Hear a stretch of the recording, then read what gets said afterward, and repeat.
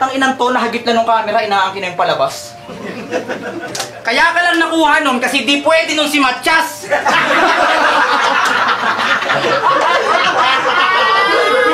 Ang pandadamay sa battle ay di talaga maiwasan lalo pat kung ito yung magiging dahilan ng pagkasira ng karir o di naman kaya ay magiging malaking epekto ito sa magiging laban ng inyong katunggali. Meron din namang pandadamay na idadaan sa biro at minsan pandadamay na rin sa isang tao lalo pat kung may personal itong galit sa kanya.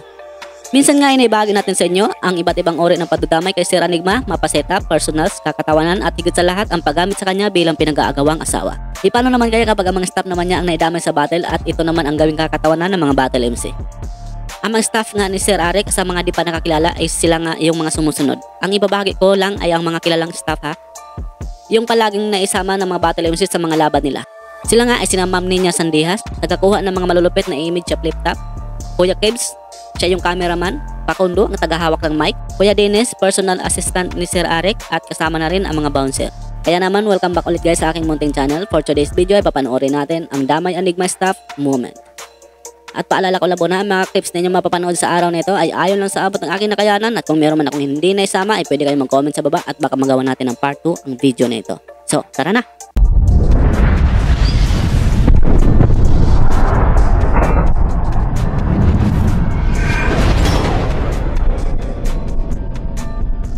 Kunyari, namatay si Enigma.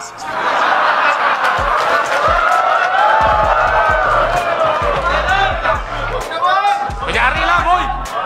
Tapos si Kuya Kebs, sumugod mag-isa sa China.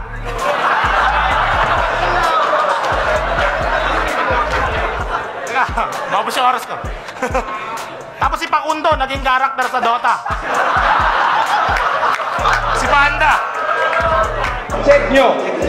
Plasma, Ulan at Dilubyo album launch. Sa mga di nakapanood, nasa lababo yung venue tas may nakasampay pa na brief ni Dennis sa likod.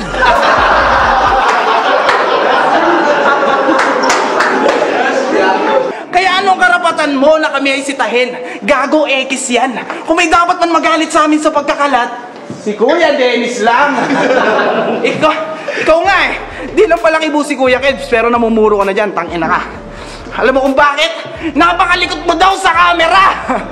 Di na nakakapagtaka kung ba't paangat ng paangat. Paano kada babaanat, tinggayad ng tinggayad? Bakit nyo hinahanap si Master Pip? Eh, round 1 pa lang, patay na siya! Sino pa? Kuya Kebs? Huwag ka masyadong maarte ha! Pangako sa Pasko, may bago kang camera!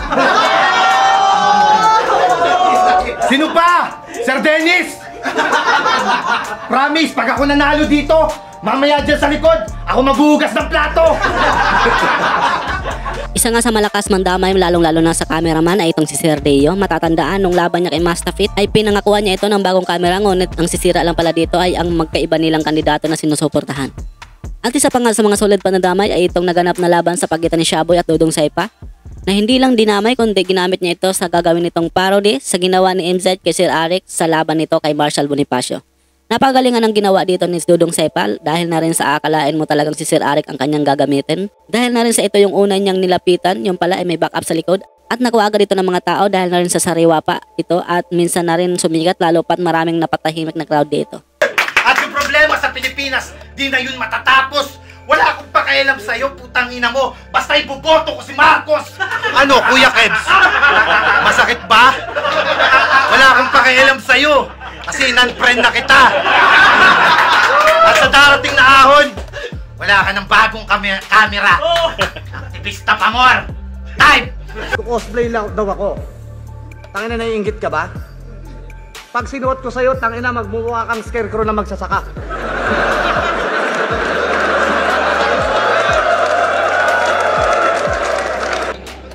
Kaya kay Ma'am Ninya Sandihas, wag po kayong masyadong busy sa kung sino-sino nyong pinipitikan. Baka di nyo namamalayan. Itong bagsik, kanina pa kayo tinitiktikan. Aba! Manyakol talaga! Ayos din! Pati si Ma'am Ninya Sandihas, balak mong kantutin? Tangina mo! Yung Gawa kanyang dalhin. Pero mali lang ni Arik, nagawa niya tayong pagtapatin. Pero boss, ano bang klaseng matchup to? Ayoko to kalabanin. Ayoko. Kita mo, para matuloy na itong labas, kaya Dennis pa, nagtulak sa akin.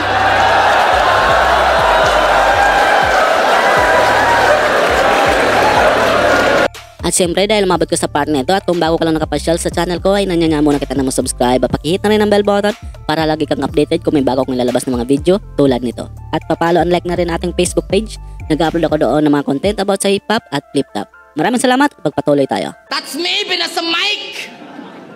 O yan, sayo, bitbitin mo, tarantado! Napasok ko lang ng uprising, pati si Pakundo, gusto mo na agawan ng trabaho. Natutuwa sa comments ng Tigang. Tuwa ka sa pinagagagawa mo. Umarap ka dito, Lax. Paalala ko lang, ha?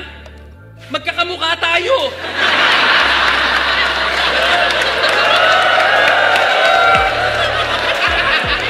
Kaya ano? At naulit ng naulit. 2 beses isang linggo.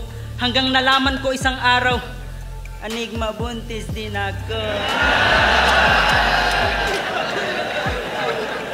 Oo! Yung tiyan ko meron ng laman. Patawarin mo ako, Kebs. Umaasa ka pa naman.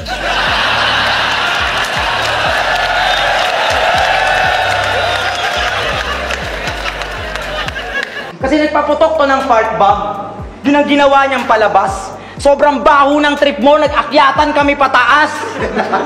Ang ina, ganun lang pala yung gagawin niya pero wala ulit yung punto. At sa cameraman natin, isa yung malaking insulto. Di mo alam kung gano'ng kahirap magpigil ng ilang segundo. Di makahinga nun si Kuya Kebs, puta nag-violet yung ulo. At speaking of Kuya Kebs, di ba Kuya Kebs? Sabi mo sa akin, sa lahat ng battle MC dito ka galit at pigon. Kasi nung nangamoy utot yung venue, di ka makapagtakip ng ilong.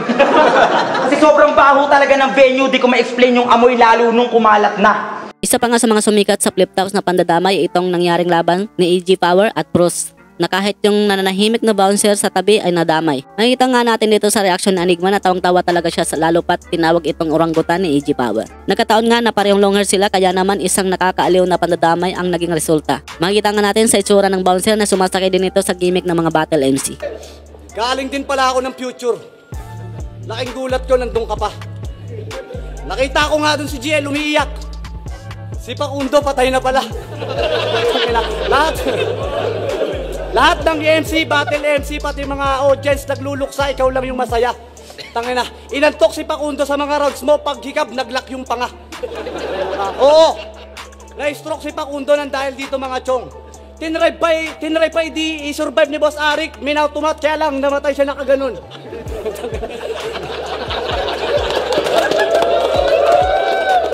Baka sabihin mo, ikaw na naman si Fruz Almighty kasi you got the power. Gago, hindi ako natatakot sa'yo kahit magsumbong ka pa sa tatay mong bouncer, mga oranggutan na long hair.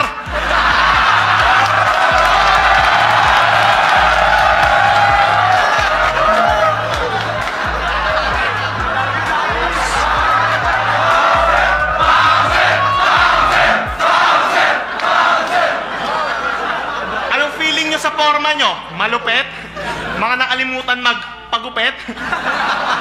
Ganto yung itsura ng bahal, nasaktan, tapos ang sarap saktan ulit. Tangina mo ka! Dito wala ka ng paglalagyan! Dati dinamay ka pa! Saktan na yan!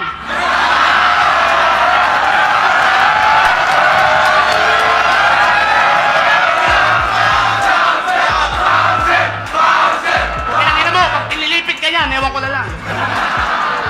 Yo! At dito nga lang tatapos ang aking video sa araw na ito. Maraming salamat sa inyong panonood at sana ay nag-enjoy kayo. Maraming pong salamat sa mga solid supporters natin dyan na walang sawang sumuporta sa channel ko.